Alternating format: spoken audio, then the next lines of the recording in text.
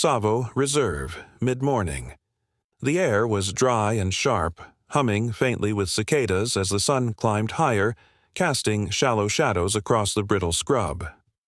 Ranger Kamau had walked this route hundreds of times. His boots had memorized the cracks in the soil, the grooves where buffalo herds sometimes passed, and the patches where green still dared to cling. But today his footsteps slowed. Something was off.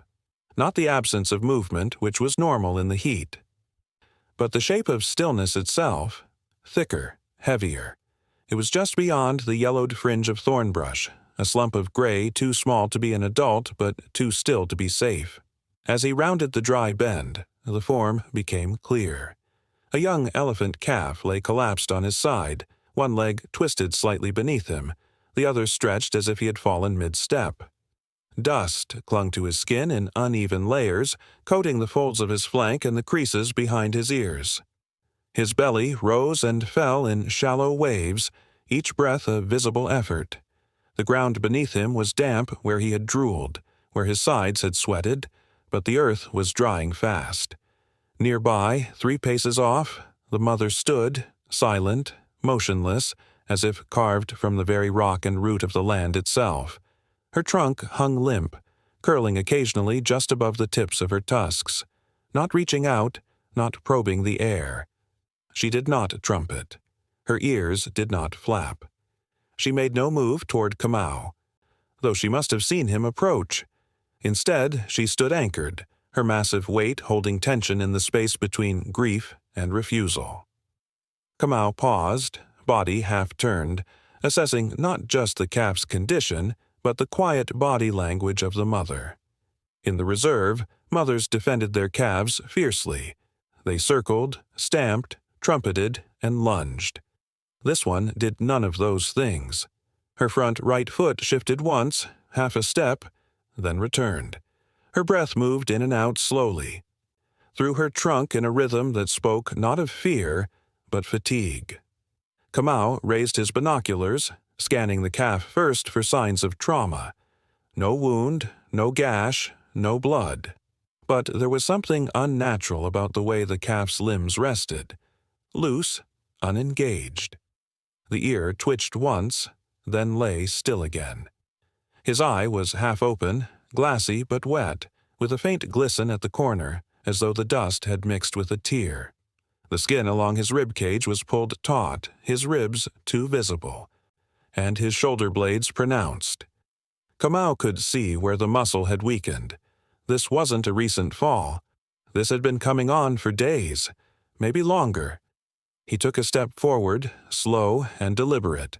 The mother's head tilted slightly, but she didn't move. That, too, was a message. Not submission. Elephants did not submit, but a kind of relinquishing. Kamau knew what he was seeing, though it made his chest tighten. He had seen it before in water-starved zebras, in elderly buffalo, and in orphaned lion cubs. The moment when a parent's instinct, so deeply carved into the bones, flickered beneath the weight of reality. She was still here, but her stillness was no longer defensive. It was the silence of knowing. Kamau crouched beside the calf now, careful not to touch, just observing. The trunk rose a few inches, trembled, then dropped. The breath that came next was ragged. There was no visible wound, but heat exhaustion could act like poison in the young. Dehydration, infection, weakness, all of them invisible killers. He took out the small radio clipped to his shoulder. One calf down, breathing shallowly, no predator activity, mother nearby, non-aggressive. His voice was quiet but steady. He didn't need to add the unspoken part, the part the team would hear anyway. It might already be too late. As he waited for the soft crackle of response, Kamau kept his eyes on the mother. She hadn't turned.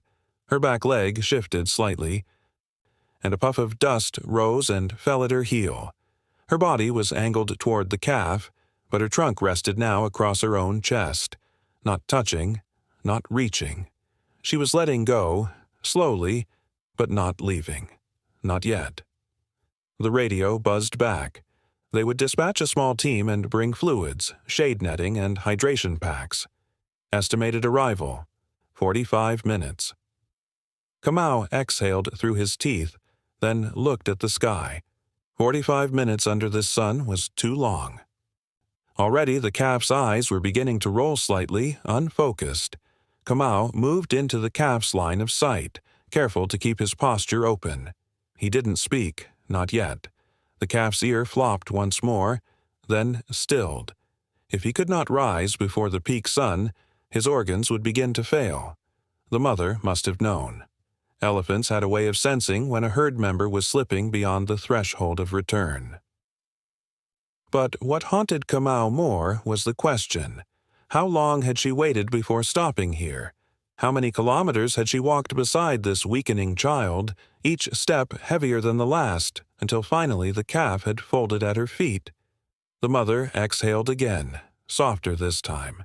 Her head bowed slightly, and still she did not come closer. Kamau slowly removed his canvas pack, pulling out a flask. He uncapped it and poured a small stream of water into his hand. The calf's trunk twitched again at the scent, but he made no move to lift his head. Kamau whispered, "Easy, little one. You're not alone." His voice was more breath than sound, absorbed by the dust around them. He knew he couldn't force hydration. Not yet. Not like this. All he could do was wait and shield the calf's body with his own until help arrived. Behind him, the mother's feet stirred. She took 2 slow steps forward, then paused. Her shadow crept over the calf's flank, long and solid. Kamau stayed still. No movement, no challenge, no sound. The moment balanced there like a breath before collapse. 3 lives suspended beneath a sun that showed no mercy. If the calf could not drink soon, he would not see another morning. If the mother walked away, she would not return. And if Kamau moved too quickly, the fragile stillness they had settled into could shatter. Everything now hinged on time and quiet and breath. Nothing more, nothing less. The heat had deepened as the sun climbed higher, pressing into the backs of the rangers and flattening the color of the land into a dull haze. Kamau remained still beside the calf, whose breathing had slowed, becoming more fragile, each rise of the rib cage shallower than the last. The other rangers had arrived, approaching quietly on foot, their presence careful and deliberate. No radios cracked, no voices rose. They understood that the quiet here was not just a silence, but something ceremonial, something they were now stepping into. The mother, who had not moved for so long, finally shifted. Slowly she began to walk, not away, but in a broad, deliberate arc around the calf. Her footsteps were heavy but measured, not hurried. There was no threat in her motion, but there was tension, a kind of unspoken weight in each step, a rhythm that spoke not of defense but of farewell. She moved as though the circle itself had meaning, as though she needed to draw a boundary around her child, not to keep others out, but to mark what had happened here, what might happen still. Her trunk hung low, barely brushing the ground. It didn't reach for the calf. It didn't probe the air. Her ears, wide and sun-worn, held stiff at her sides, not flapping to cool her, but extended in a posture that kept her rooted in alertness. She was not collapsing into grief, but she was holding it inside her body, carrying it in her deliberate motion, in the arc of her orbit. In the dust she stirred. Kamau remained still, crouched low near the calf's head, careful not to make sudden movements. His eyes followed the mother, his breathing slow to match the space she was setting with her motion. The others kept back, waiting at the edge of the scrub. There would be no rush, no show of urgency that might push her toward uncertainty or alarm. The circle she walked grew tighter with each rotation. Her eyes never left the calf. Her awareness did not shift to the humans. It remained fixed, tethered. Kamau recognized the signs. He had seen it once before, years ago, when a matriarch had lost a newborn during a drought. The same slow turns, the same still ears, the same dragging trunk. Elephants do not perform grief, but they carry it in their movement, their silence, and their refusal to leave. This mother was not defending her calf anymore, she was marking the time. Around the third full circle, Elena, one of the younger rangers, leaned slightly toward Kamau from a safe distance and whispered, "She knows." Kamau didn't answer. The air between them was thick with the truth of it. This was not panic. This was not confusion. This was acceptance beginning to settle like dust over skin. The calf groaned softly, a breathless, raspy sound that caused the mother to stop in her tracks. Her ears flicked once. Her trunk lifted just slightly, then lowered again. She remained frozen for a long moment, head turned slightly, eyes fixed. Then, slowly, she resumed her walk, but this time she made only half a circle before stopping again, her body now directly opposite Kamau. The calf's sides barely moved. Flies had begun to gather around his mouth and eyes. Kamau took another slow step forward. The mother did not react. That, too, was a sign. He poured a small stream of water into his hand and held it out, letting it fall near the calf's mouth. The calf's trunk twitched, but it didn't rise. His body was too tired now, too dry. The small sign of life was all that remained. If fluids weren't administered soon, his internal organs would begin to shut down. They were nearing the edge of irreversible failure. Kamau didn't speak, but his silence was a tension the others felt clearly. Everyone knew the risk. The vet team had been notified, but they were still en route. There could be no intervention until they arrived, no attempt to lift or hydrate forcefully, no tranquilizer administered without the right team and protocol. They had minutes, maybe less, and still the mother did not move. She held her position opposite Kamau, not aggressive, not yielding, but present, completely, powerfully present. Her gaze flicked between the calf and the ranger, but it didn't hold a challenge. It held something else. Not permission, not trust, but the raw gravity of a mother who had done all she could and was now choosing to stand with her child, whether help came or not. Kamau didn't dare break the stillness. Every movement mattered now. One wrong step could push her toward resistance, but every delay threatened the calf's life. The stakes hung in perfect balance. If they waited too long, the calf would die. If they moved too soon, the mother might block them, or worse, force the team to retreat altogether. Kamau looked down at the calf again, watching for even the slightest sign of awareness, a flick of the ear, a flutter of breath, a movement of the trunk, but nothing came. The sun bore down harder now, and the calf's skin had begun to dry and crack at the edges of his mouth. The mother made one final motion. She lowered her trunk and let it hover above her child, not touching, not nudging, just resting in the air like a thread pulled taut. Then she lifted it again, curled it inward, and stood completely still. No breath of air moved through the brush. The land felt suspended, caught in a stillness deeper than silence. Kamau knew then that she had made her decision. She would not interfere, but she would not step aside. Whatever came next, she would witness it. The team waited, holding position. There was nothing else to do but wait for the vet, wait for a sign, wait for breath. In that long stretch of motionless heat, only the wind finally moved, lifting a veil of dust into the space between them all. And still she stayed. Still she watched. Still she waited. Kamau's movements had slowed to a rhythm shaped by the silence around him, each step a careful conversation with the air, with the dust, and with the towering presence of the mother elephant standing only feet away.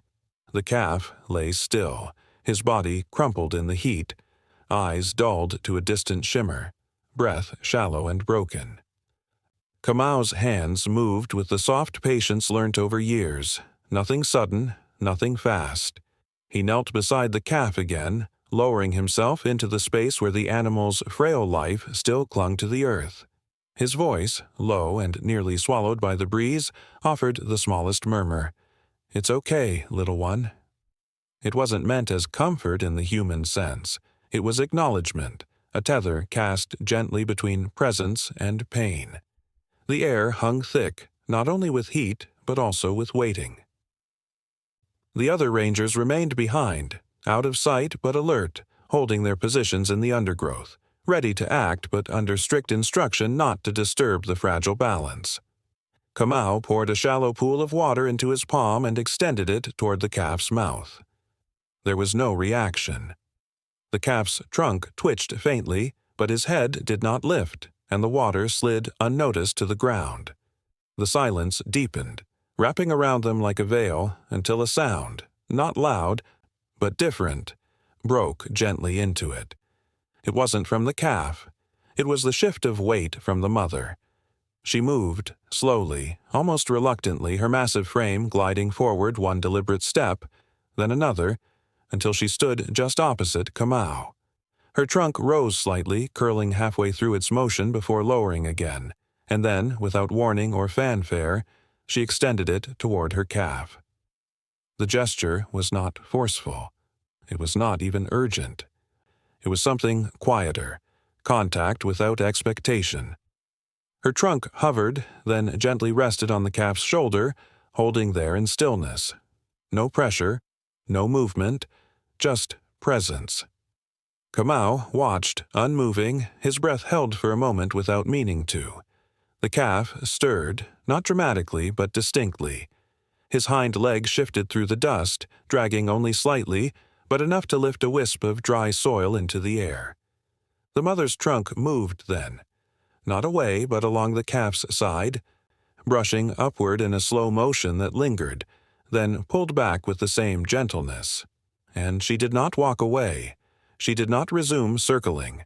She simply stood there, closer than before, her eyes steady on the space where her calf lay and the man crouched beside him. In that single moment, something passed between species. Not permission, not trust in the full sense, but something adjacent to understanding. Kamau didn't move to speak again. He didn't need to. He watched the calf's side rise once more, still shallow, still uneven, but higher than before. The weak muscles beneath the thick, wrinkled skin found a flicker of energy, drawn not from water, not from intervention, but from touch. It was not a rescue. Not yet, but it was a signal. Kamau raised his hand slightly toward the rangers behind him, a gesture not to approach but to wait. The mother had offered the most that could be hoped for in such a space. She had not challenged his presence. She had touched her calf, and now she was watching. Kamau poured another stream of water near the calf's lips. A droplet reached the edge of his mouth and clung there before sinking slowly into the cracked skin. The trunk flinched again. Not a full movement, not even a lift, but another twitch, more deliberate than before. Kamau stayed still. The moment was still too thin to hold weight. Every breath the calf drew came with risk. Every second that passed without intervention drew the line tighter between survival and loss. The vet team was minutes out now, but those minutes stretched painfully long against the measure of a calf's fading pulse. The mother exhaled through her trunk, a long, low sound with no anger in it. Just exhaustion, or acceptance, or both. Her body shifted slightly so that the edge of her shadow fell more fully across the calf's body. A fragile kind of shade that did little to cool but everything to shelter. Kamau watched her eyes, dark, fixed, and unreadable in the way only elephants can be. And yet, the lack of threat in her posture spoke volumes. He was allowed to stay. Nothing more, nothing less. Behind him, the wind picked up slightly, dragging dry leaves across the dirt and sending a few spiraling into the grass. The team at the edge of the scrub remained still, their outlines barely visible, waiting for the final signal. Kamau leaned closer, just slightly, and this time he brushed the back of his fingers along the calf's ear, checking for temperature. Still hot, still dangerous, but he was alive. The calf's eye opened wider for a breath or two, then drifted closed again. The mother did not react to the touch. She watched. Kamau knew better than to read into it. This was not gratitude. It was not connected. It was the recognition that her child was still here, and that she could no longer do this alone. But she had not left. She had not turned away.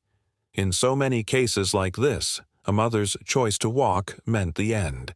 Today, she had stayed. That alone shifted what was possible. It meant the team could act without force. It meant the calf had more time. Kamau looked to the horizon. Dust trailed faintly in the distance, vehicles drawing near. Help was coming, and the mother hadn't blocked them. She had touched him. She had stayed. And now, in the heat and the hush of that delicate moment, Kamau knelt beside the calf, the mother across from him, and a narrow thread of possibility was still intact between them. The calf's body shifted again, not with strength but with the loose tremble of something fading. A low groan passed through his throat, barely formed, a sound closer to air than voice. His limbs, once drawn in beneath him with instinctive caution, now seemed to drift outward slightly, surrendering to the soil, the edge of his ear folded under its own weight, limp against the dust. For a long moment there was no movement at all. Then, just ahead of him, the mother changed her stance. Slowly, her feet adjusted their grip on the hard ground. Her head dipped once, not low enough to touch, not low enough to comfort, but enough to mark the moment, then lifted again. Her trunk curled halfway around itself and then loosened. She stepped back. Not far, just 2 steps, but they were deliberate, measured. Kamau watched as she did it again. Another step back, this time turning her body away from the calf, her great frame angling slightly toward the horizon. The movement wasn't frantic. It wasn't fearful. It was slow, intentional, a choice. And he understood then that what she was doing wasn't driven by confusion or alarm. It was a quiet shift, the turning of a maternal instinct from protection to release. Elephants rarely walk away from their young. Even in illness, even in death, they often linger. But sometimes, when the herd has already moved on or when resources run dry, there comes a point where a mother must weigh the need to stay against the call to survive. And though the herd was nowhere in sight, Kamau could feel the pressure in her movement. She had waited, she had circled, she had touched him, she had stayed longer than most would. But now the weight of instinct was tipping.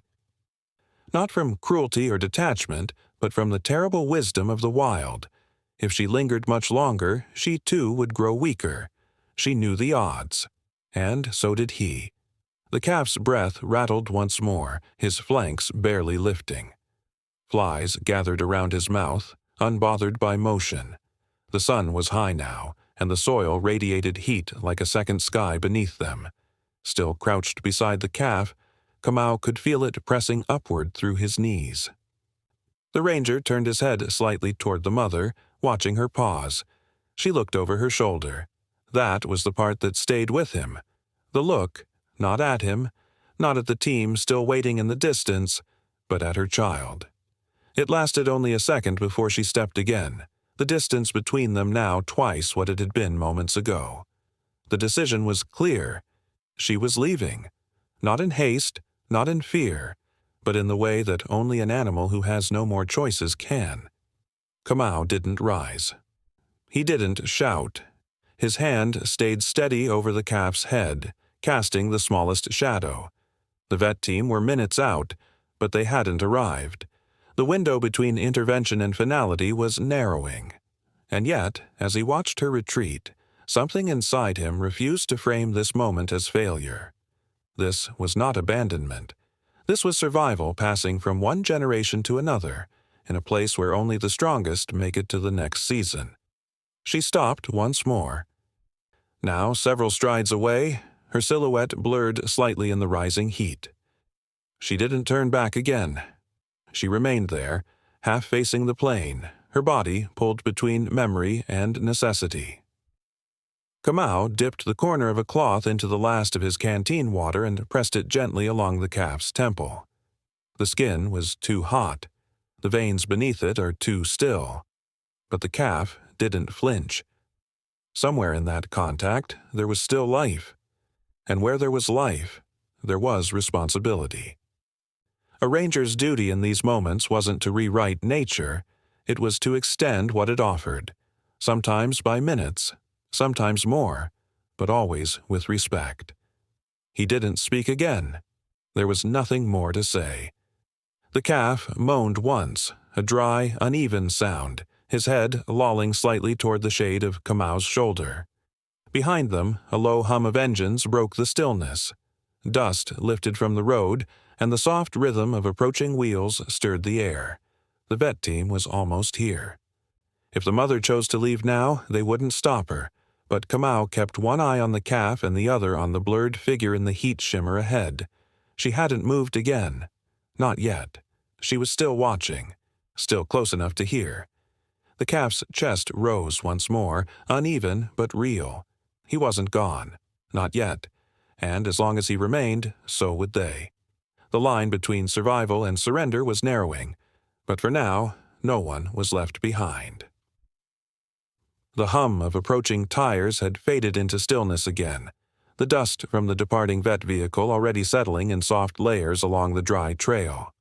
Kamau stood a few feet from the calf now, the hydration line taped gently to its ear, fluids moving drop by drop through the narrow tube. The young elephant remained lying on his side, breath shallow but present, each rise of his rib cage confirming what little progress had been made. The mother had not come closer again. After her slow retreat earlier, she had remained at a distance, standing with the same unwavering posture, her body facing open land. The wind carried her scent back toward the calf, and perhaps he still knew she was near. But the distance between them had become more than just space.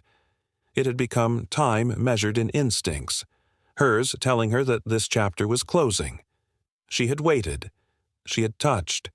She had stood longer than many would. But now her body shifted one last time, and the shift carried weight. She turned her head slightly, not enough to return, just enough for a backward glance. One eye, quiet and unreadable, lingered in the direction of her calf. There was no call, no sound at all. She simply looked, and then she turned away. Her body pivoted fully now, her feet aligning with the long path ahead, and with a deep, measured exhale, she began to walk. The steps were not hurried. There was no tension in her stride. Each movement carried the calm gravity of a decision already lived through, and as she moved, the air behind her seemed to fall quieter still, as if even the land had recognized the weight of that choice. From the far edge of the reserve, the shapes of the herd emerged, slow-moving, broad-backed figures returning from higher ground where the drought's edge hadn't yet reached. Whether she had called to them earlier, or whether they had simply come back on instinct, it didn't matter now. One by one, they appeared, then followed. There was no gathering around the calf, no farewell. They did not pause. Their trunks stayed low, brushing grass or swinging in rhythm. The matriarch passed first, then a younger bull, and a string of juveniles just beyond adolescence. They were not rushing. They were not confused. They were simply leaving, because survival asked them to. The mother blended into their line without needing to assert herself. She slipped into step with the rest, her trunk folding loosely across her tusk. The sun glinted faintly off her back as she passed into the open land. Kamau did not move. He kept one hand near the calf's ear, gently steadying the hydration line. The vet's soft instruction had been clear. Let the fluid work, give him time, do not stimulate him too early. And so they waited. But now, with the herd moving away, Kamau could feel the calf's absence settling in the air around him. Not his physical absence, but the emotional one left by the departure of his mother. She had chosen to go, and in that choice was a kind of mercy. Though it didn't look like it, it was nature doing what it had always done, carving decisions into silence, asking mothers to bear what no one else could. Her leaving did not mean she stopped caring. It meant she had given everything she could. The calf stirred slightly under Kamau's hand. His eye fluttered open for a second, then closed again. His breath shivered against the dust. The shadow that had once been his mother's had already faded from his side.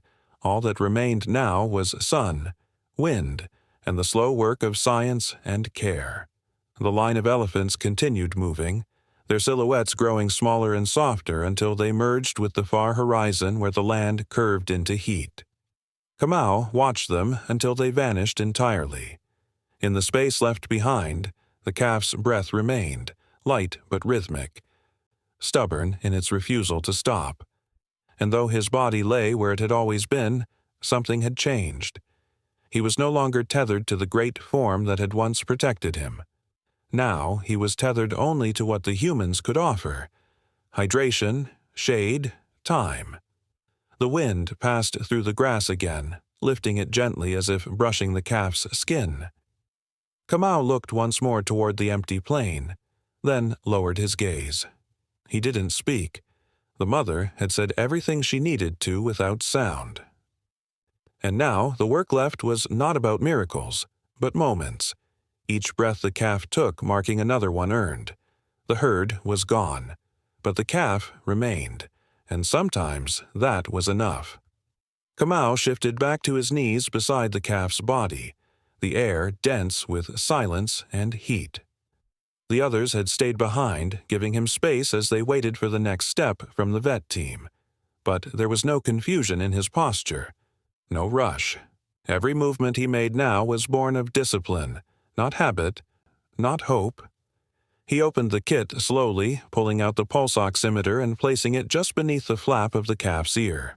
The device was small, built for young elephants, but even then its reading lagged. The numbers, once they appeared, confirmed what he already saw in the animal's breathing. The calf was alive, but only just. The pulse was erratic, too slow, too soft, and that slowness wasn't coming from trauma. No blood pooled beneath him, no fractures along the spine. The collapse hadn't been violent. It had been gradual, hidden in plain sight until the final hour. Kamau ran his hands lightly over the calf's body, watching for swelling or sensitivity. There was none. The belly, though distended slightly, didn't show signs of bloat or obstruction. What he found instead was a hollowness beneath the skin, dehydration so deep it had drawn moisture away from the muscles, leaving them flat and unresponsive. The ears, which had twitched earlier, now hung cold to the touch. The tip of the trunk was caked with dust and uncurled. The calf's eyes were closed, but his lashes fluttered at uneven intervals, each breath shallow and unpredictable. There was no fever, but there was no strength either. Kamau looked toward the horizon again. The dust from the retreating herd now entirely settled. The calf's mother was gone, and with her, the last tether to a body that had fed, protected, and sheltered this young elephant through his first months of life. Now, alone and on the edge of collapse, the calf's body was shutting down, not because of injury, but because of the slow, compounding cruelty of heat, infection, and thirst. Kamau uncapped the hydration line and adjusted the rate. The vet had started it moments before leaving for the nearby station, promising to return once other emergency supplies had arrived.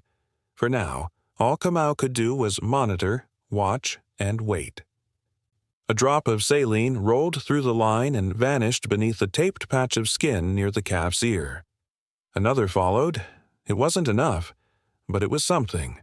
The ground beneath them was warm, the type of heat that rises in waves and doesn't cool until long after sunset. Flies hovered again around the calf's mouth. Kamau wiped them gently away.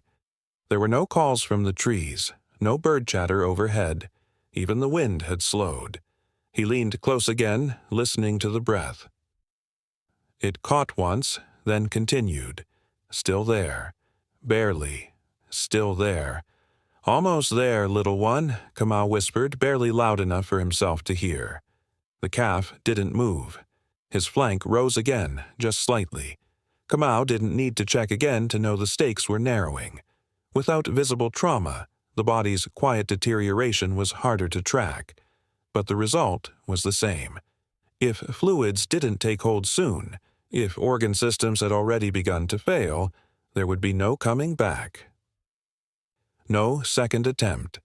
Every moment they waited was a gamble against time, one the calf could not afford to lose. But Kamau knew better than to rush. Everything had to be slow now, gentle, measured. Rushing a collapsed elephant, even one this young, could drive the heart faster than it could manage, could tip the balance from struggling to gone. The sun pressed harder against the land. Kamau adjusted the cloth shade just slightly over the calf's head. The makeshift shelter barely held against the heat, but it was better than nothing. Nearby, the sound of water sloshed gently in the backup canister. They wouldn't drench him. Shock cooling was dangerous, but they could moisten the trunk and ears if he remained stable. A lizard darted across the ranger's boot and paused. Kamau didn't move. The line of tension between survival and loss ran too tight to allow for distraction. He leaned back again, watching the calf's rib cage move. One breath.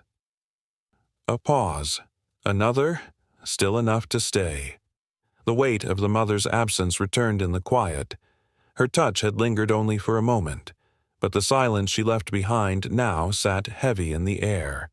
Kamau had seen it before. Young ones left behind by mothers forced to choose between one life and many. The wild made no room for grief. It made room only for survival.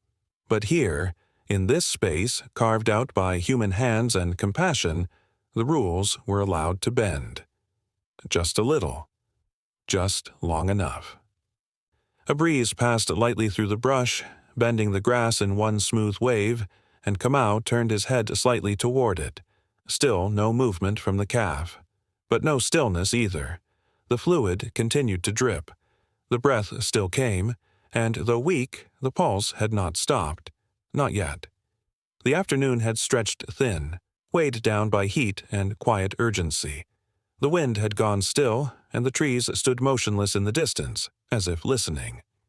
Kamau didn't speak as the rest of the team stepped in around him, moving carefully, their gestures practiced, their pace steady.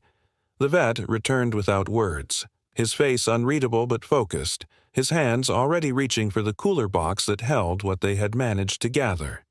They had no access to full lab work or diagnostics out here, no time to wait on perfect answers.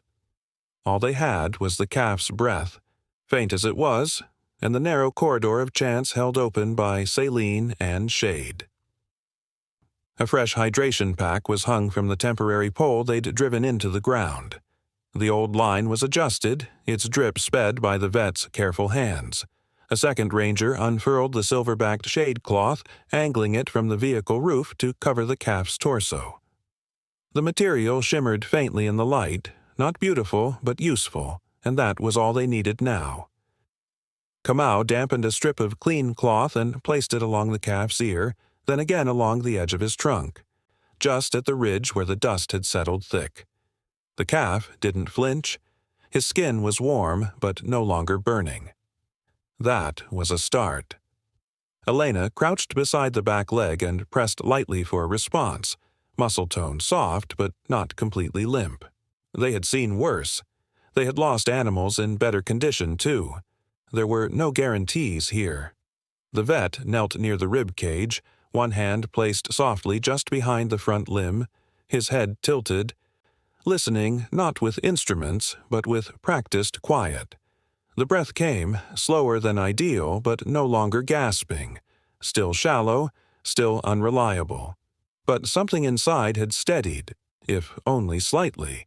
No one said it aloud, but they all knew. This was the turning point, not a moment of triumph, just the fragile, flickering space between collapse and return. Kamau reached again for the cloth and touched it once more to the calf's lip. This time, the lip twitched. Barely. A response. Then, just beneath that twitch, a blink. The calf's eyelid moved, not fully open, not focused, but a reaction. Kamau leaned in, just a fraction closer.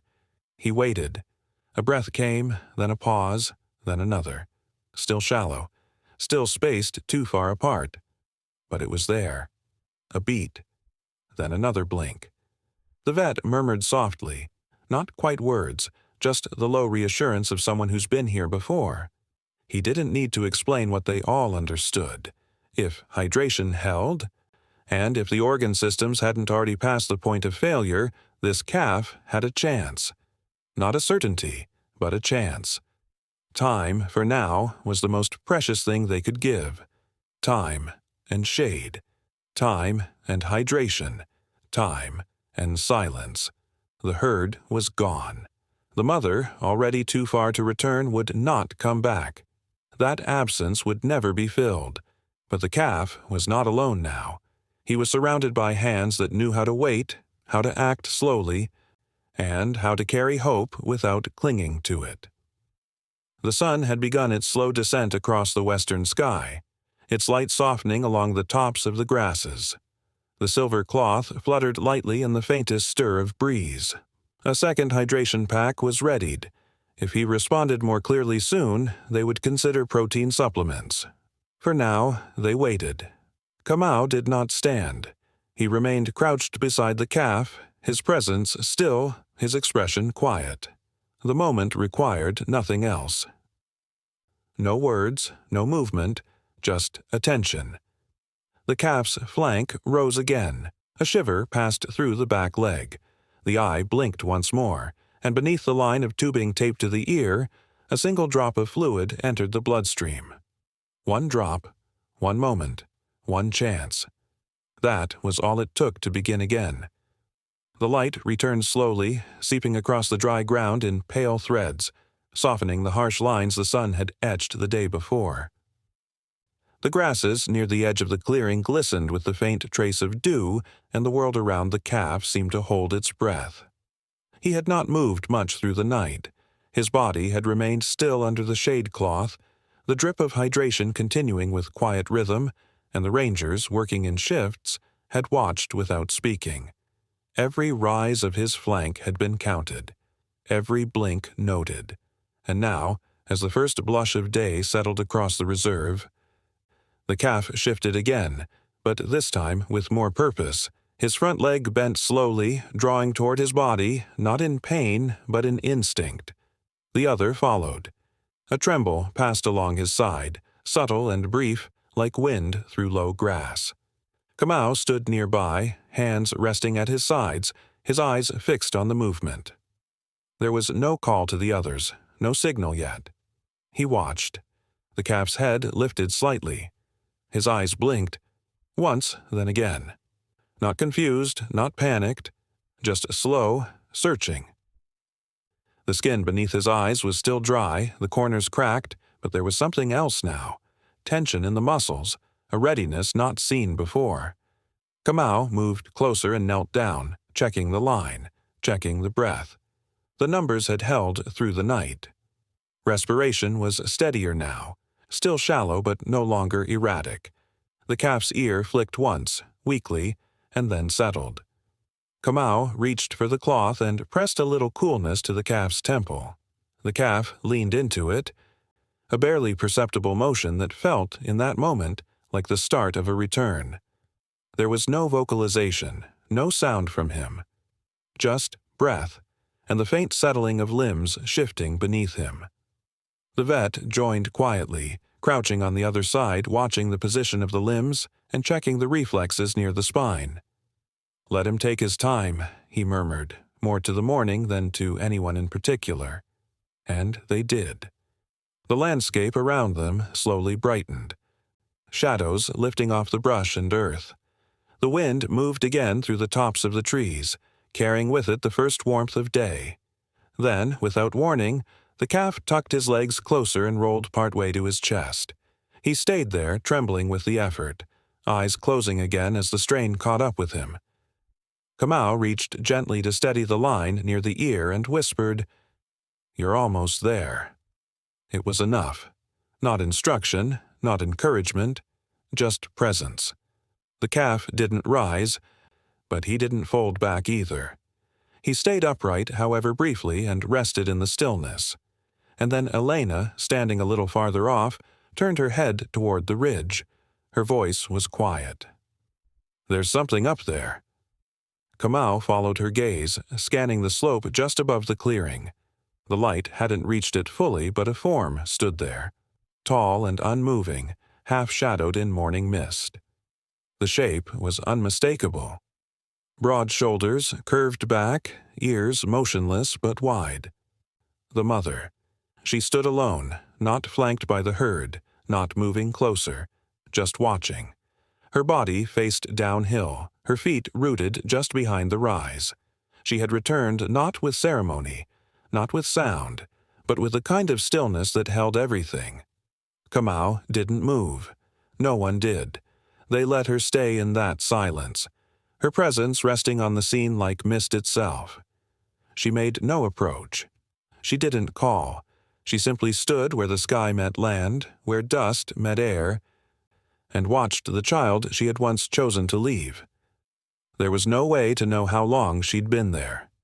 Perhaps she had walked through the dark. Perhaps she had never gone far. But now, with the calf breathing stronger and the sun pulling soft gold across the ridge, she remained. The calf, still resting on his chest, lifted his head again. His eyes blinked. They did not seek her out, but they looked in her direction. He didn't rise. He didn't call, but his ears moved, faint and deliberate, as if responding to a current only he could feel. The vet leaned back on his heels and Kamau stood slowly. They would not interfere now. The next steps were not theirs to lead. Behind them, the grass rustled gently in the wind, and the day began. On the ridge, the mother stayed still, her outline sharp against the sky. No sound passed between them, but nothing more needed to be said.